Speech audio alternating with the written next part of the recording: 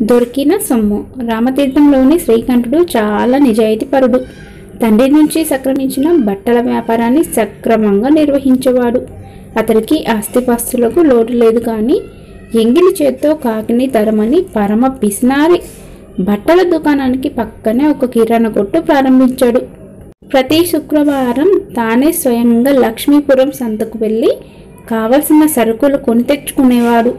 అలా ఒకసారి సంతకు వెళ్ళి వస్తుండగా అతడికి దారిలో చిన్న డబ్బు మూట దొరికింది. దరిదాపుల్లో ఒక్కరు కనిపించలేదు. డబ్బు మూటను భద్రంగా దాచుకొని దాన్ని ఏమి చేయడమా అన్న ఆలోచనతో ఇంటి ముఖం పట్టాడు. ఇంటికి చేరగానే డబ్బు మూటను భార్య మీనాక్షికి ఇస్తూ జరిగింది వివరించి, అనుకోకుండా దొరికిన ఈ సొమ్మును నా వ్యాపారంలో మదుపుగా వినియోగించుకోవడం నాకు ఇష్టం లేదు. గ్రామాధికారికి అప్పగిస్తే అది పోగొట్టుకున్న వారికి చేరుతుందన్న నమ్మకం లేదు అన్నాడు. అంతలో అతడి భార్య మూటలోని డబ్బును లెక్కగట్టి చూసింది. సరిగ్గా 1000 రూపాయలు ఉన్నాయి. పరాయిసము పాము వంటిది. దీన్ని మన వద్ద ఉంచుకోలేం. ఇది ఎవరిదో తెలుసుకుని వారికి అప్పగించడమే మంచిది అన్నదామె.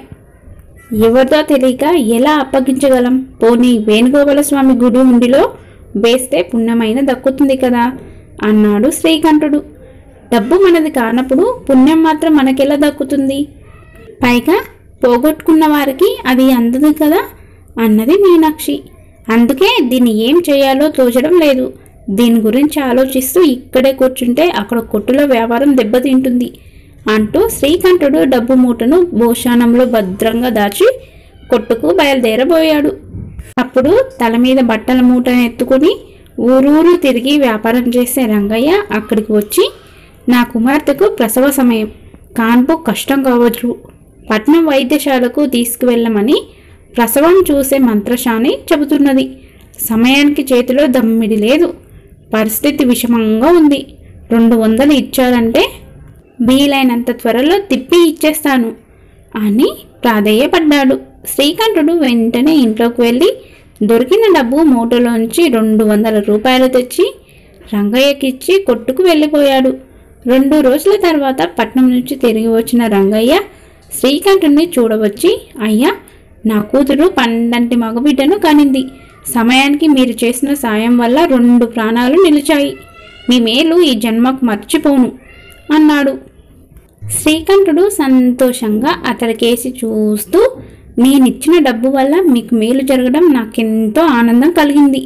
అందువల్ల ఆ డబ్బును తిరిగి ఇవ్వనవసరం లేదు. నీ మనవడికి కానుకగా ఇచ్చినట్టు అనుకో అన్నాడు.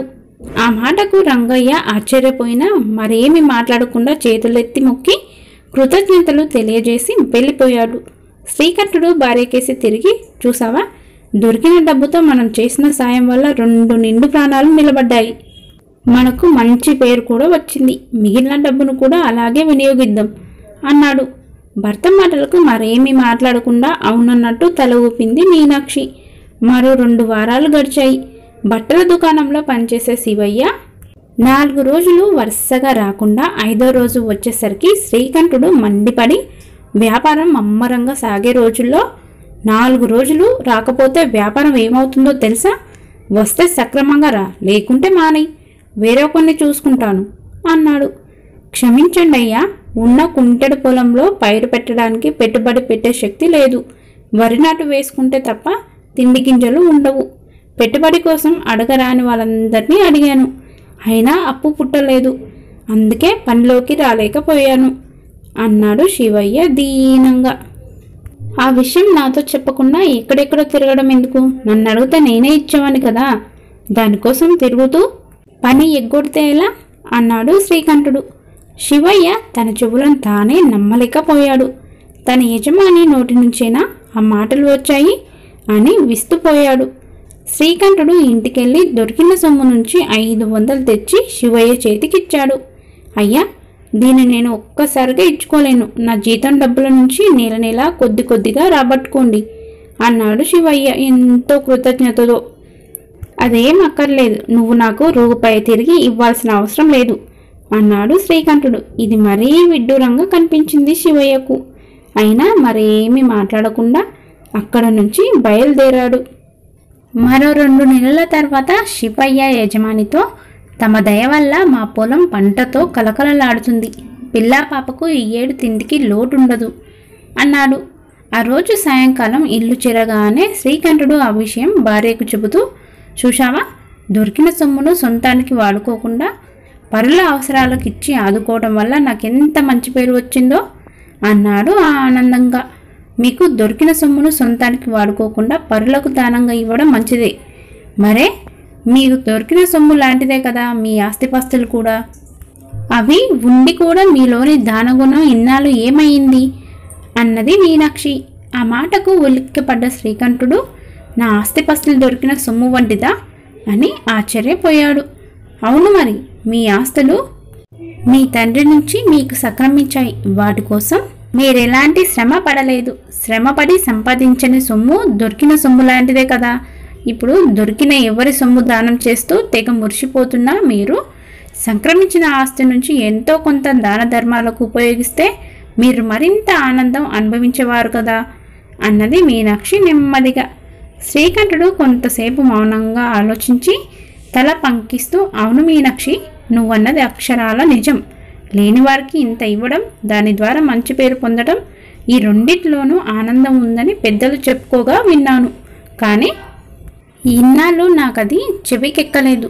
డబ్బు మూట దొరికాక అనుభవంతో ఆ సత్యాన్ని తెలుసుకున్నాను. ఇకపై మన డబ్బుల నుంచి కూడా కొంత భాగాన్ని ఇతరులకు సహాయపడటానికి వినియోగిస్తాను అన్నాడు.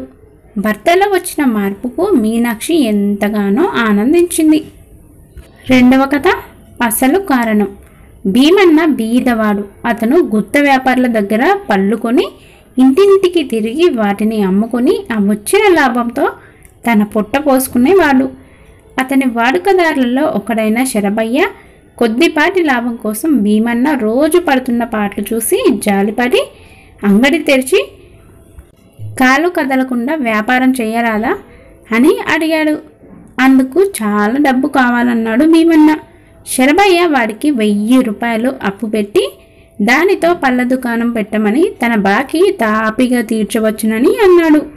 1000 రూపాయలతో పళ్ళ దుకాణం పెట్టే కన్నా కిరాణా కొట్టు పెడితే ఎక్కువ లాభం వస్తుందని భీమన్న భార్య అన్నది. భీమన్న తన భార్య చెప్పినట్టు చేసి లాభం తీయకపోగా తన పెట్టుబడి కూడా పోగొట్టుకున్నాడు.